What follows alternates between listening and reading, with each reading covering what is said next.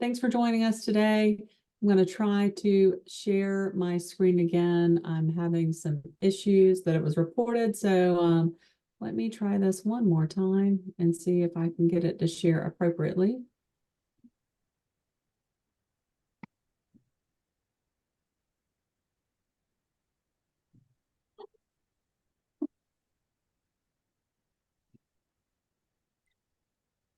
I'm not sure if that fixed it or not. If it did, please let me know.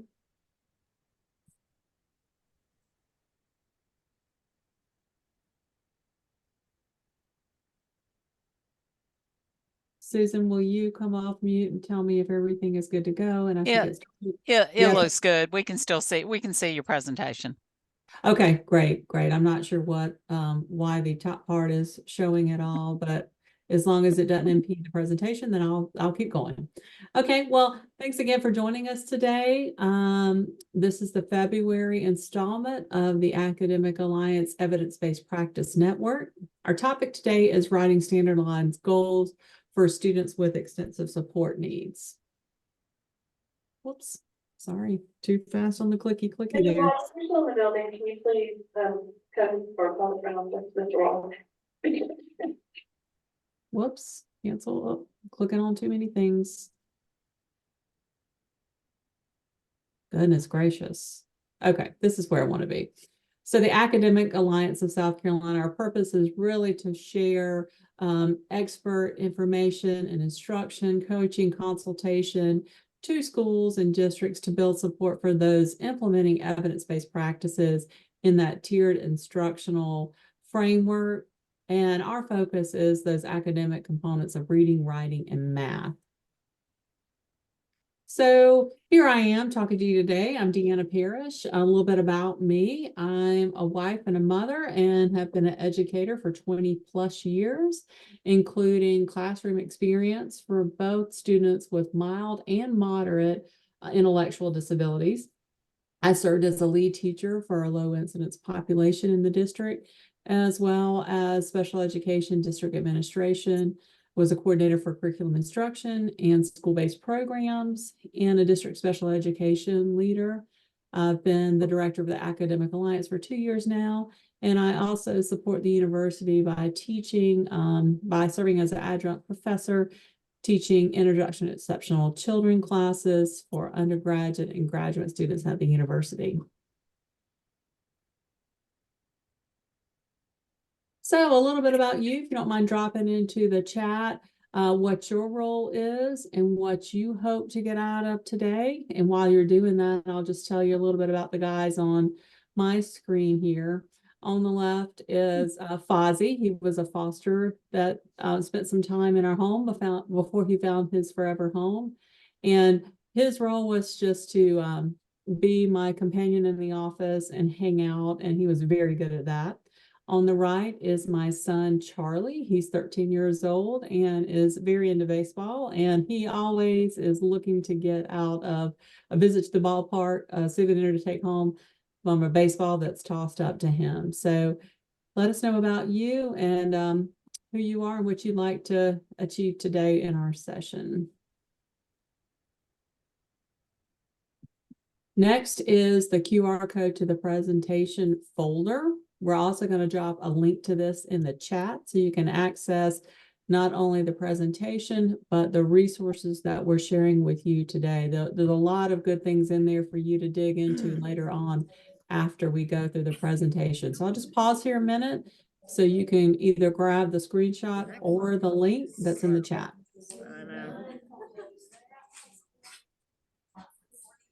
And if you don't mind checking to make sure you're on mute, that would be greatly appreciated as we are recording. I see we've got some special education teachers, some special education directors from different parts of the state. So thanks for joining us today. Okay. So our objectives today, we're going to discuss the connection between IDA and Andrew F. as it applies to students with extensive support needs. So talking about those two important components, highlighting the importance of establishing collaborative partnerships within the IEP team for students with extensive support needs, and then finally making connections with goals and standards for students with extensive support needs. So we've got a lot of information to cover today in a short time to do it, and I'd like to have some time at the end for questions, but someone will be monitoring the chat. If there's any questions that you have during the presentation, please pop them in there and somebody will alert me and pause. So let's just start off by talking about what IDEA says. So this particular section of the law deals with the IEP. So all the IEPs must, if a student has been determined eligible for special education services, then the statement of measurable annual goals must be included on the IEP. The IEP must include academic and functional goals that are designed to meet the child's need that result from the disability, to enable the child to be involved in and make progress in the general education curriculum. So you've got to meet all the other educational needs as a result of disability, and for students who take alternate assessments aligned to alternate academic achievement standards, a description of benchmarks or short-term objectives must be included. So I've highlighted some key terms in here that we will again talk about and connect back to students with extensive support need and services. As we start making the connection to Andrew F., we see where the courts, in this case, further defined educational benefit. And to quote it exactly, to meet the substantive obligation under IDEA, a school must offer an IEP to enable a child to make progress appropriate in light of his or her circumstances. So I want to pause a moment here and talk about progress monitoring, but just briefly, because we don't have enough time to dig into this today. But I want to say that progress monitoring helps to inform the IEP teams of instructional strategies that have been proven successful when used with a student. This directly ties to reasonably calculated, and individualization for opportunities to meet challenging goals and objectives based on the child's unique needs ties directly to in light of his or her circumstances. So progress monitoring also provides IEP team with that prompt to review an IEP for a student if the student is not making the expected progress toward his or her IEP goals. The IEP team must revise as appropriate to address the lack of progress.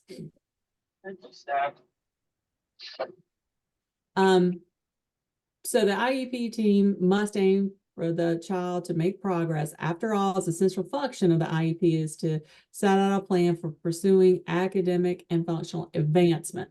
So the IEP team is not a guarantee of specific educational and functional result for a child with disability. However, the IDEA does provide for revisiting the IEP if the expected progress is not occurring. And this is particularly important because in the case of Andrew F., which clarifies that the standard for determining whether an IEP is sufficient to provide FAPE is whether the child is offered an IEP reasonably calculated to enable the child to make progress that is appropriate in light of his or her circumstances. Pause just 1 minute and ask people again if they will mute if they're not talking. And I'm going to move forward. Okay, so the note on progress monitoring again to tie that up. Hold on 1 second.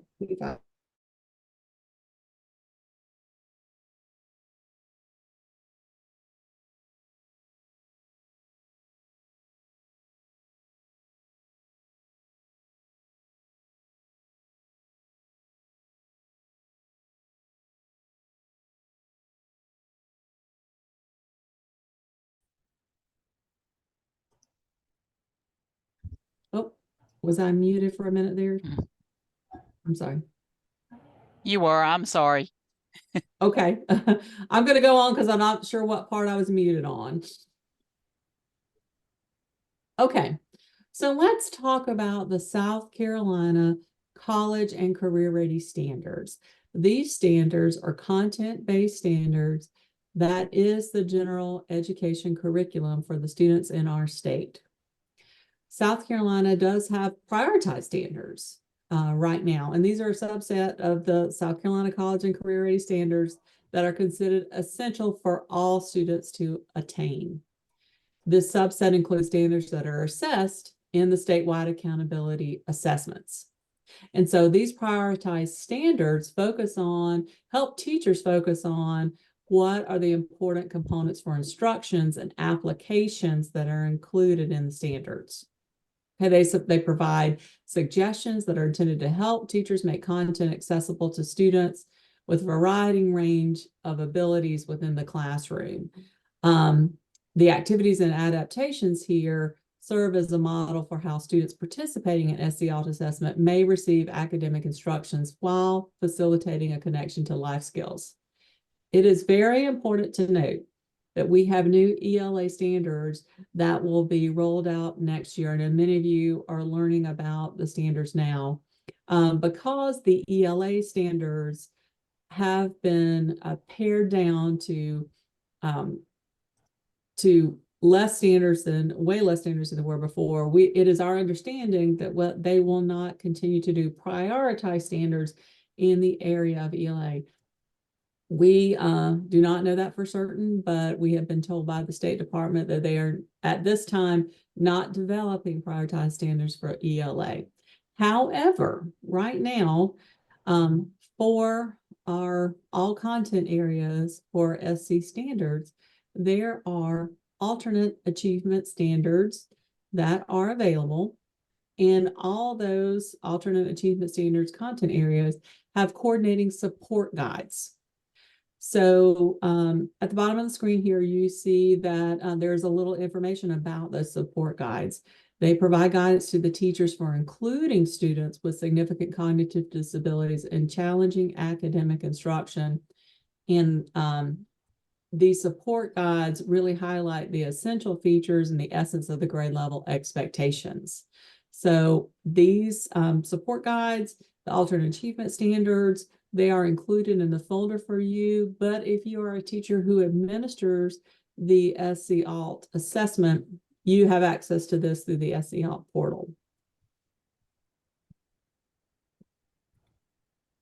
Okay, talk a little bit about evidence-based practices versus high leverage practices.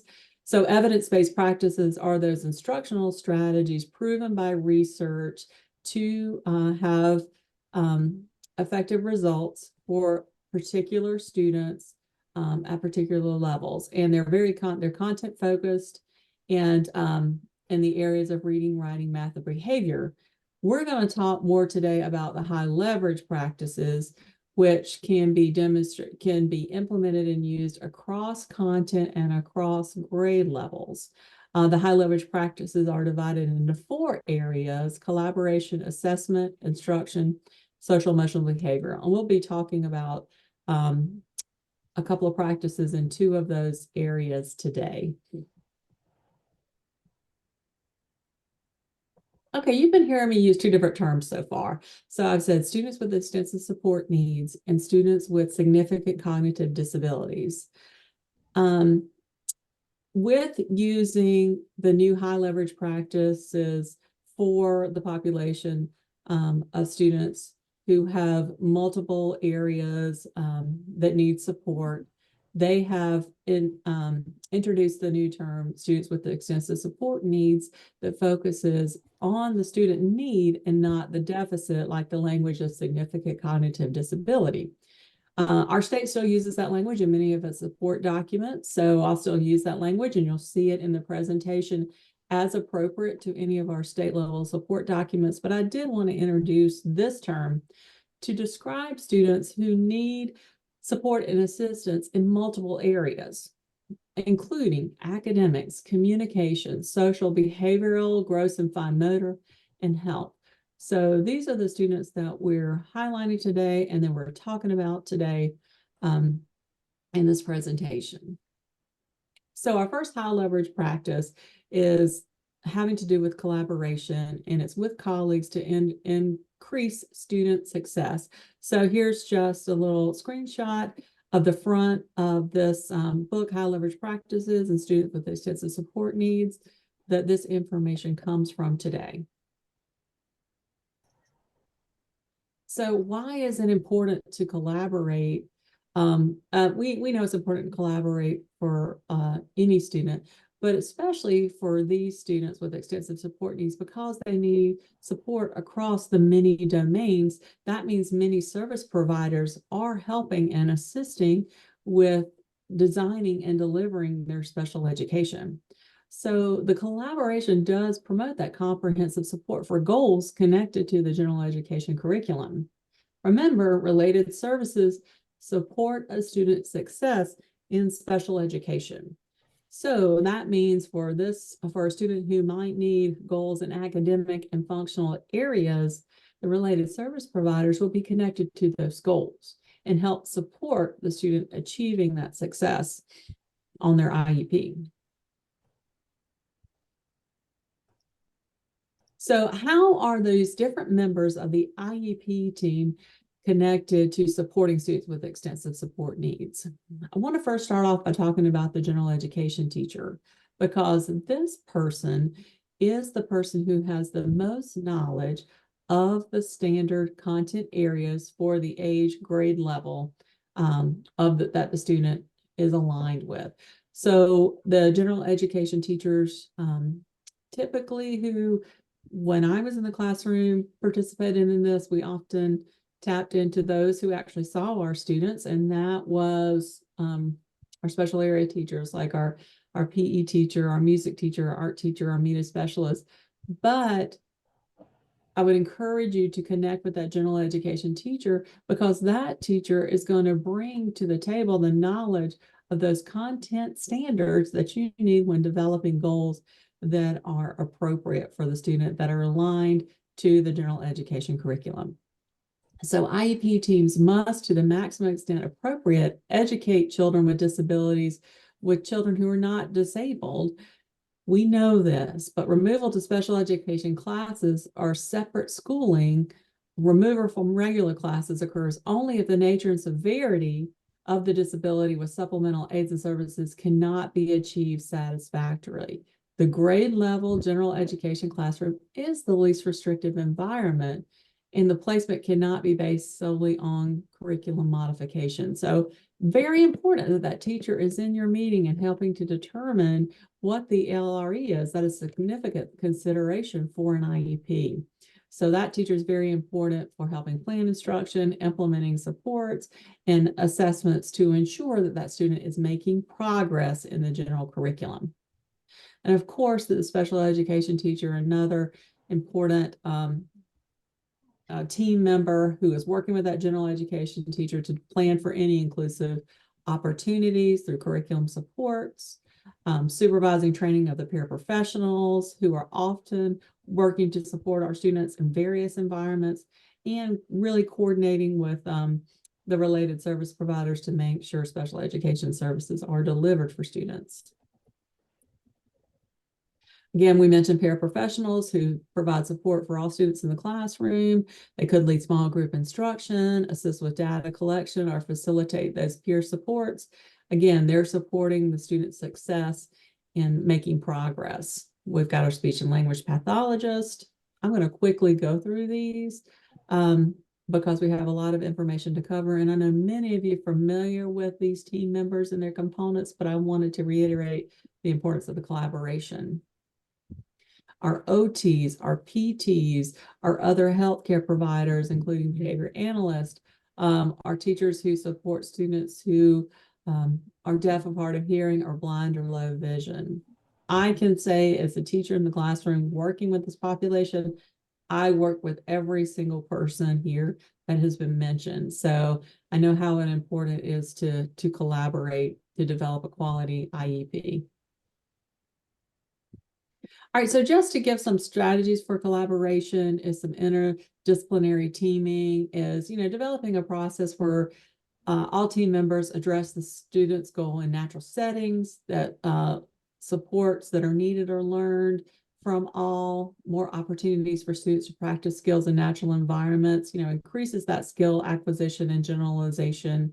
The co-planning is a way that the team can get together to ensure constant flow of communication. So various providers aren't working individually. You can do this various ways, in person or virtual, but it's important to have a facilitator and agenda when you're working together collaboratively.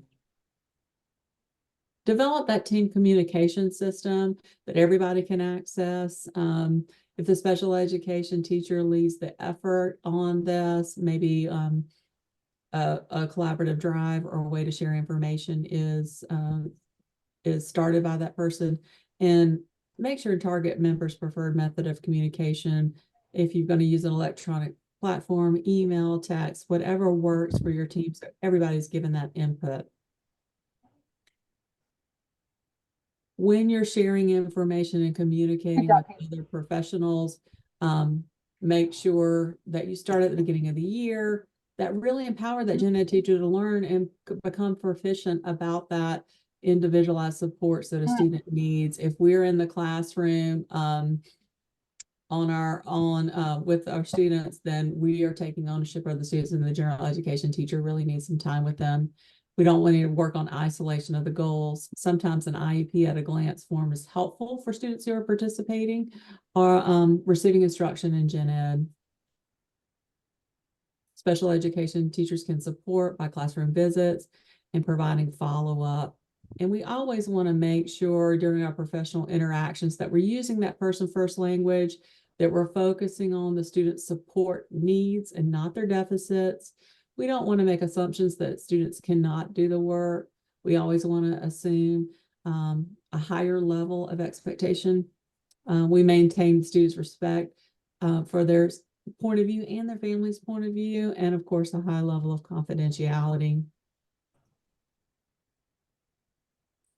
This is included in the High Leverage Practices book as an activity that you could do with colleagues to increase your student success. Collaboration. So there's a link here to a form if you wanted to go through that, thinking about a student and how it might look for you and how you can increase collaborative support, especially as you're developing a new IEP for a student. And a step further, if you wanted to think about communication in a different way with different professionals, these are some additional questions to consider. Okay, so the second high leverage practice we're going to talk about today is systematically to design instruction toward a specific learning goal. So a couple of key terms here. We won't talk a lot about these things as what we're really going to get into is writing those clear learning goals and how that's aligned to content standards. But, part of the alignment to the content standards is understanding how to scaffold instruction, presenting learning from simple to complex, building fluency, a student can complete the task in the right accuracy and timing. We need to make sure students can maintain that skill even after they've performed it to a mastery level. And then, of course, generalization, we've got to apply that skill across various environments.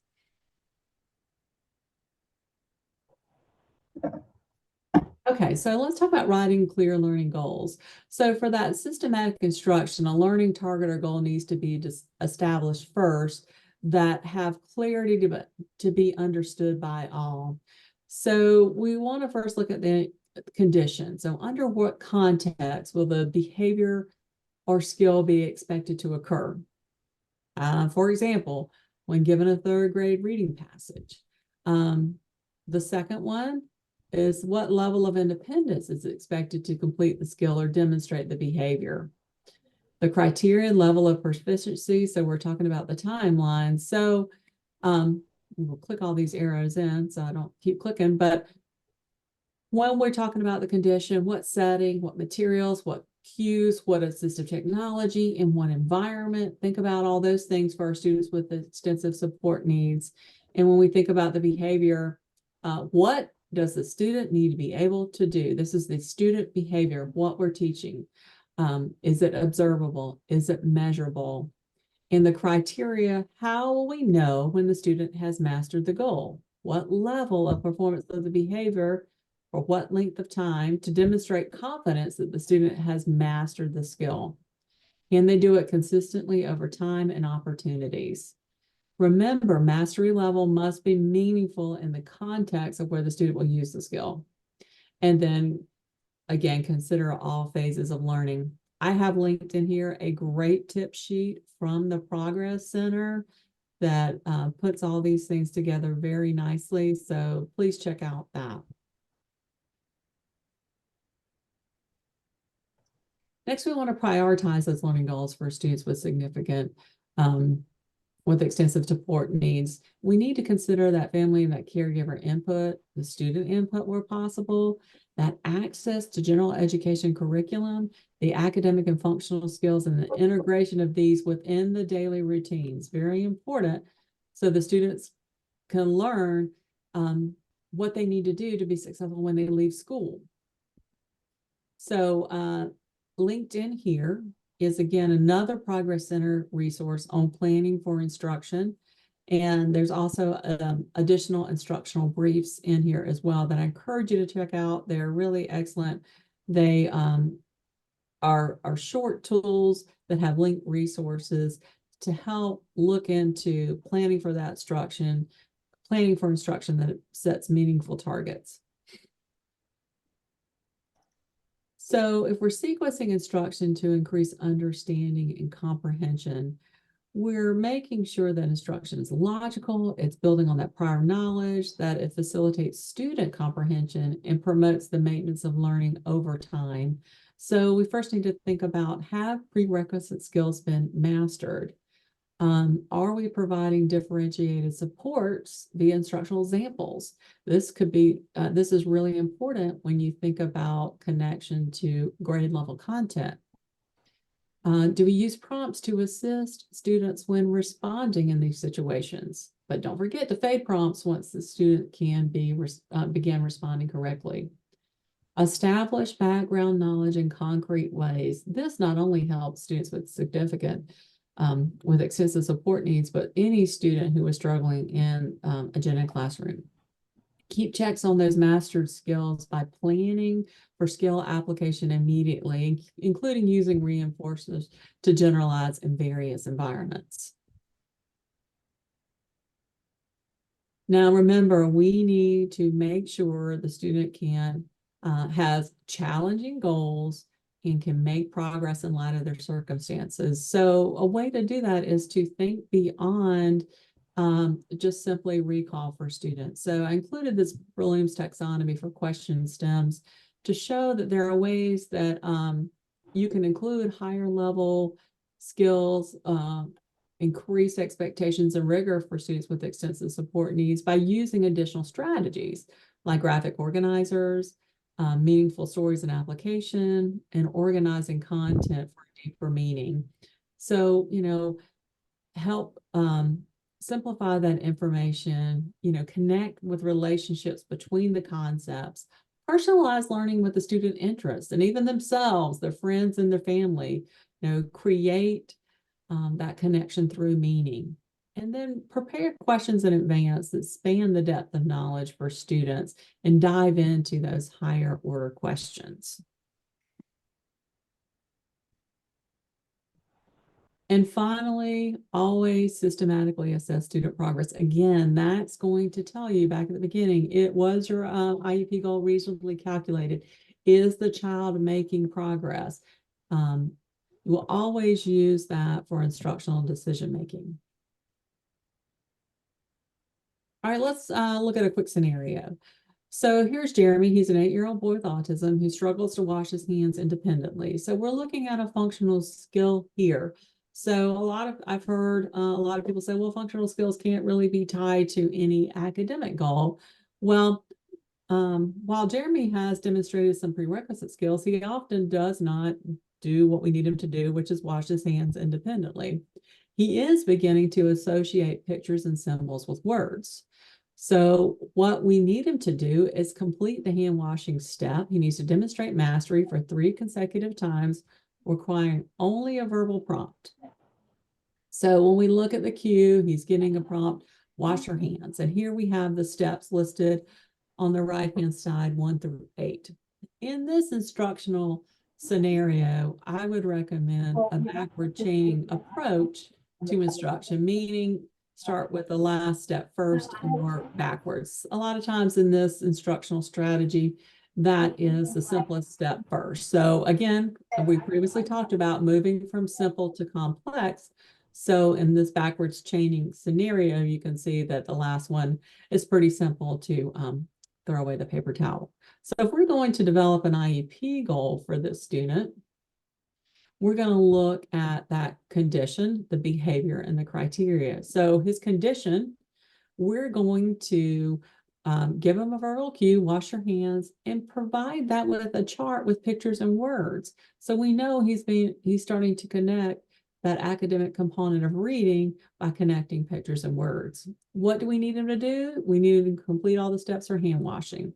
And we need him to do that with only verbal prompts, and we need him to do it 3 times in a row. So at the bottom here, we've got some little fly-in arrows that I'm going to click in. At the bottom here, we've got our learning goal. When given the verbal cue and directive, wash your hands, and provided with a chart of pictures and words, Jeremy will complete all the steps for hand washing with verbal cues provided for 3 consecutive opportunities. So how we are aligning this for students with extensive support needs like Jeremy? So foundational skills that are needed to access the content and the achievement expectations build on student knowledge toward the standard. So foundational skills is one way we're aligning that. So we're building those skills he needs. And in the area of content, always used for instructional decision-making. There are no alt standards for academic content. There are only alt achievement standards which connect to state assessments. Okay? So remember that the goal is not necessarily to master the grade level content, but to make progress toward appropriately challenging goals based on the general education curriculum. Linked in here is a great little video from the Ties Center. I think it's about 5 minutes, but it talks about those expectations for appropriately challenging. So let's look at some ELA goals or standards that could be connected to content for Jeremy. So at the top is included one of the new 2023 ELA standard components, which is overarching expectations. And so the new standards have, I believe it's 6 overarching expectations that span over all grade levels and then are embedded into all standards. So this particular one is read and write for a variety of purposes, including academic and personal. So that's just one example of one of the new standards that content, because Jeremy is reading for a variety of purposes if he's learning to read the steps to complete this functional skill of washing his hands. Next on the screen, I'm showing your performance level descriptors. The performance level descriptors are the alternate achievement standards. So this is the extent to which students have mastered the content. For students on alternate assessment, that may be less depth, breadth, and complexity depending on the student's needs. So right now, example for this year, the standard is on, the prioritized standard is shown on the left, and this is for that grade band 3 through 5, and each level of achievement is described in the performance level descriptors.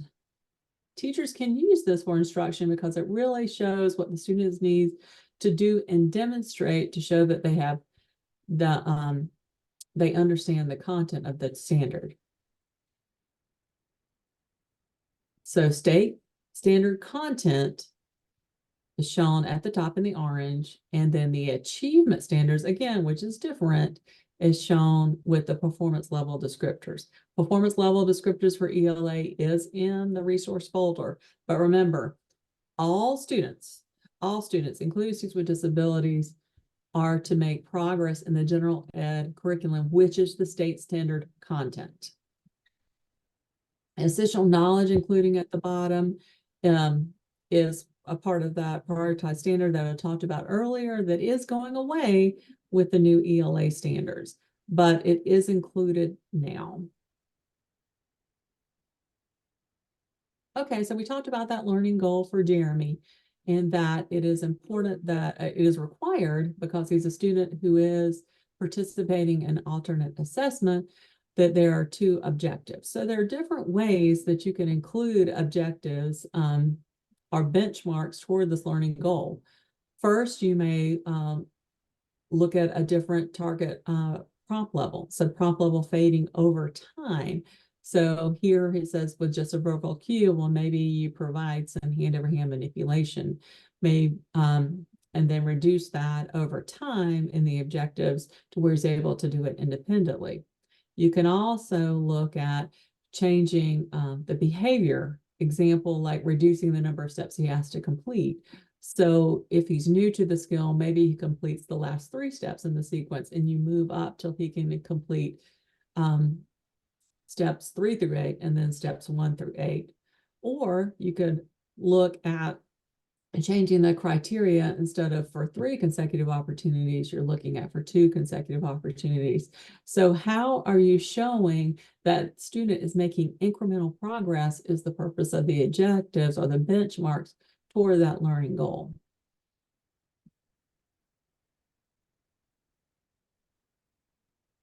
Two wonderful resources here that provide additional examples for you if you'd like to look into it more. Again, these are from the TIES Center. So they're both linked into this PowerPoint. They're also included in the folder for you. I encourage you to go look at these. It gives you more in-depth information about content standards versus alternate achievement standards and examples of how this looks in instruction for teachers. Just to wrap up those phases of learning when we're talking about that specially designed instruction and developing goals for what students need to do, we are looking at this progression of learning.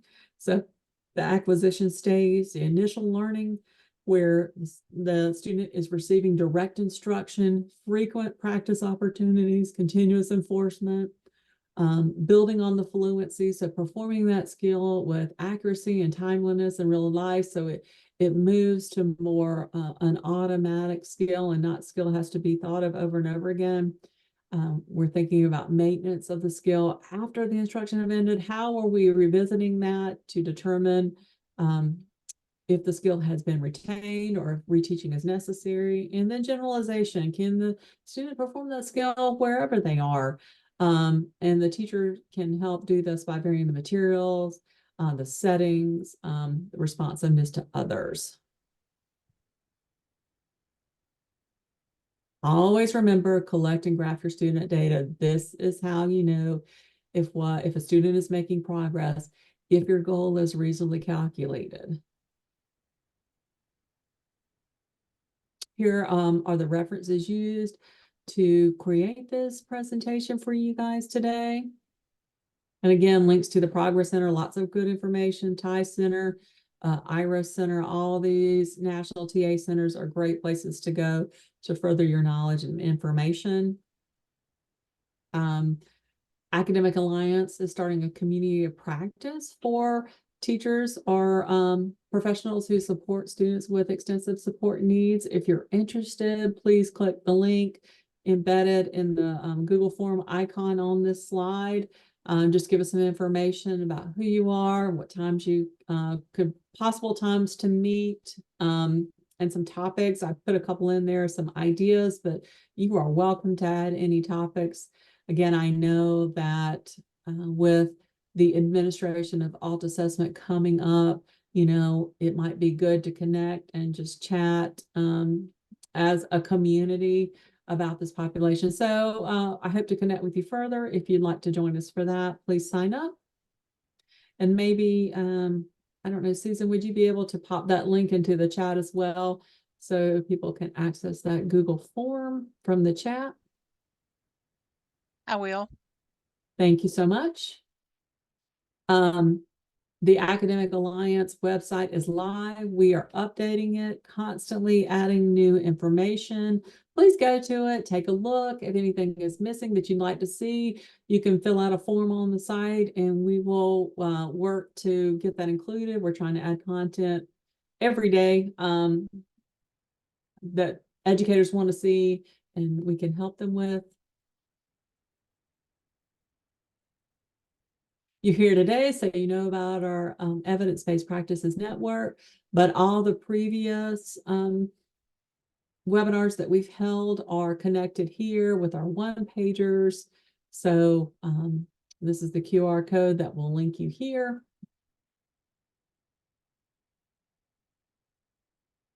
If you'd like to join our mailing list to see what we're doing next or receive information from us, we send out a newsletter just once a month. We don't flood your inbox.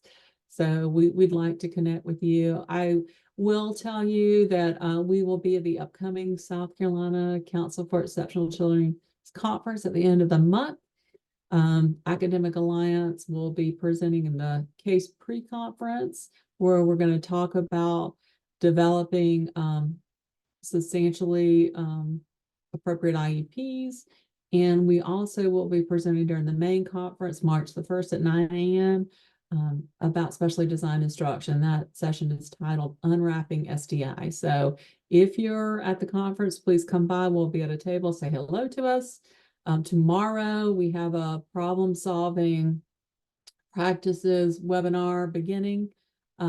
It's a 6-series webinar for school teams who are interested in implementing a problem-solving model. So that's beginning tomorrow. So lots going on. And you can find out all this if you follow us on social media. And these are our handles in each of the different social media outlets that we participate in, Twitter or X. We have a YouTube channel where we put up our video shorts, our Instagram account and our LinkedIn account.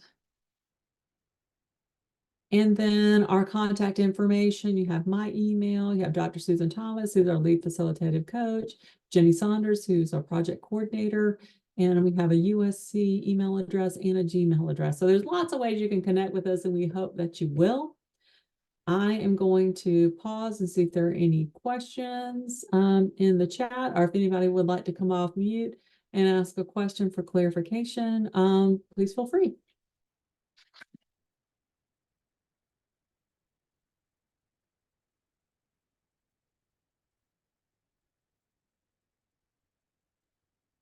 There is a link in the chat if you would like to receive a certificate renewal. You can click on that form and it will, after you submit the form, it will then generate an email with a certificate that you've attended today.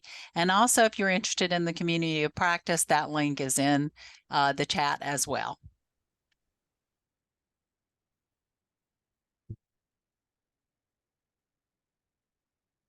Thank you, Susan. I was not keeping up with the chat. Do we have any questions that I need to go back to?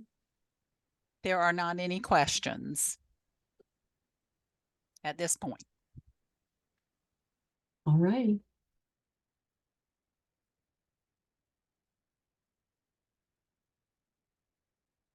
Well, thanks again for joining us today. We appreciate you attending this session of our Evidence-Based Practice Network, and we look forward to seeing you in an event in the future. Great information and lots of resources for everyone. Wait a minute, we've got 2 new messages. Hold on. Somebody got a big thanks and like all the great resources. That's from Kim in Clarendon.